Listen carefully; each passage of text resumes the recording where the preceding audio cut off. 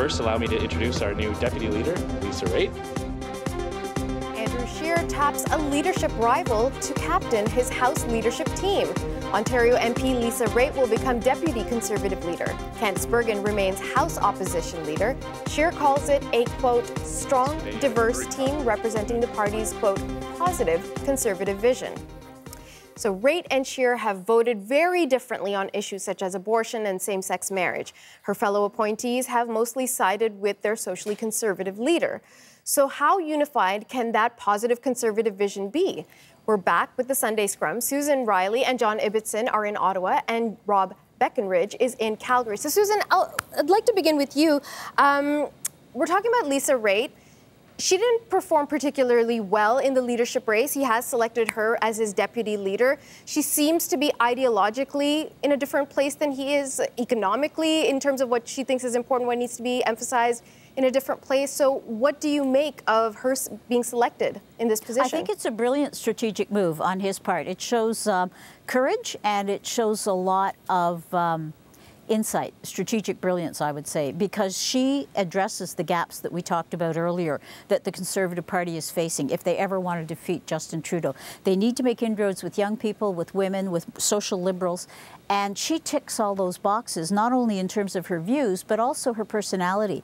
She has, you know, likability up the yin-yang. My brother, who is not particularly political, was at a high school basketball game a month or so ago, and this, you know, cheerful blonde woman was sitting next to him, and they were cheering for different teams, and they fell into conversation. It was Lisa Raitt. My brother writes to me and says, wow, she's great. You know, how come we don't know about her? She really is very engaging. So I think it was a really interesting and smart appointment on his part. Well, John, let's talk about some of the language that Scheer used. Now, he talked about, quote, strong and diverse. He talked about the positivity of the Conservative Party and his team. And that language sounds awfully familiar to what we've been hearing for the last 2 years coming from our federal government. You know, we're talking about a prime minister who appointed half of his cabinet to be women, very ethnically diverse, very religiously diverse. So is Scheer presenting himself as like, look, I'm the counter offer to this diversity cabinet that you have right now? Well, I think that's a good analysis. That's what a federal political party is if it's successful. I mean, the decision that Mr. Scheer had to make was, does he put Maxime Bernier at his side, or does he go in a different direction? But Mr. Bernier is, you know, economically quite radical as a libertarian. Mr. Scheer has baggage, though perhaps not entirely, you know, justified baggage for being a social conservative. So he would have been projecting a more radical image for the party if he had gone that route. With Lisa Raitt and the others, what he's saying is the Conservative Party is modern, it's diverse, it can attract the suburban voters outside the major cities who elect governments time after time after time. We are indeed, you know, a government in waiting. I agree with Susan. Brilliant might be a bit strong, but it is an astute choice for a leadership team, for a party that wants to present itself as more than anything else electable. Rob, let's talk about the Maxime Bernier issue, because everyone, I think everyone thought that he was going to get it. He was going to be the next leader of the Conservative Party. Okay, so he didn't get it, but he's still considered a political rock star in Quebec, and he brings all those French skills, and he is someone that's respected, and he's got leadership abilities, he's got experience. Where is he? Why isn't he included? Well, maybe we shouldn't be surprised. I mean, it does seem odd, given how many people he brought to the party, how well he did in the leadership race, that you would cast all of that aside.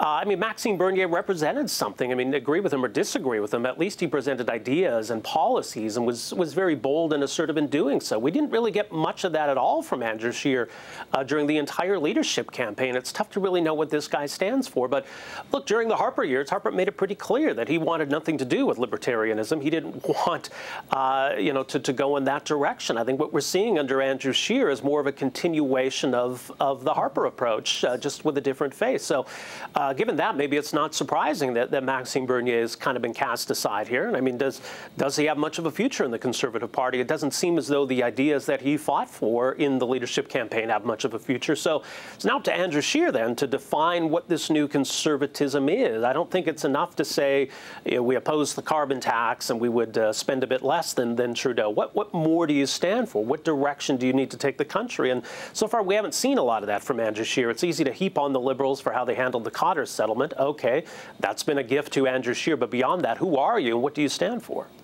Well, and I think with Bernier, he doesn't have much of a past in the Conservative Party either. I mean, for all his brilliance and his political smarts, he's never really been known as a team player. And you remember Stephen Harper sort of relegated him to the back benches after a couple of mishaps, but largely because, and he was never rehabilitated because I don't think he, you know, his nickname was Mad Max. I mean, the center just didn't trust him not to go on his own way, which is an admirable personal quality, but it can make no end of trouble within a cabinet. Now, John may know better than I do, but there are still other appointments to the shadow cabinet to be made.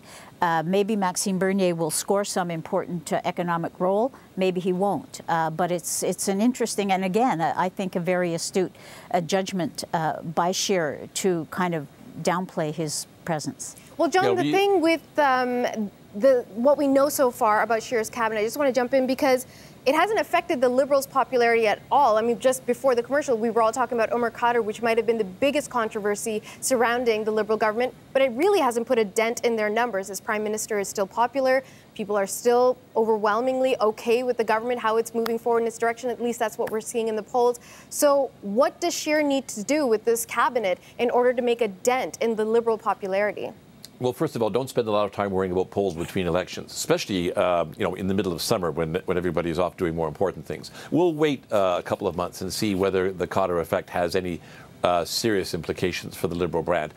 Really, I think it's something that the Tories will be using at election time in advertising as a reminder, again, of elite condescension. But it's not going to be an election issue by any means. But I'm with the other panelists on this. When Andrew Scheer won, I described him as Stephen Harper 2.0, the kind of common sense, center-right, pragmatic conservatism that wins elections. People somehow think, and you sometimes see it on Twitter, that Stephen Harper was a failed prime minister, that he brought the Conservative Party to defeat. He brought the Conservative Party to defeat after 10 years in power and 3 successful elections. All Andrew Scheer ever wants to be is Stephen Harper version 2.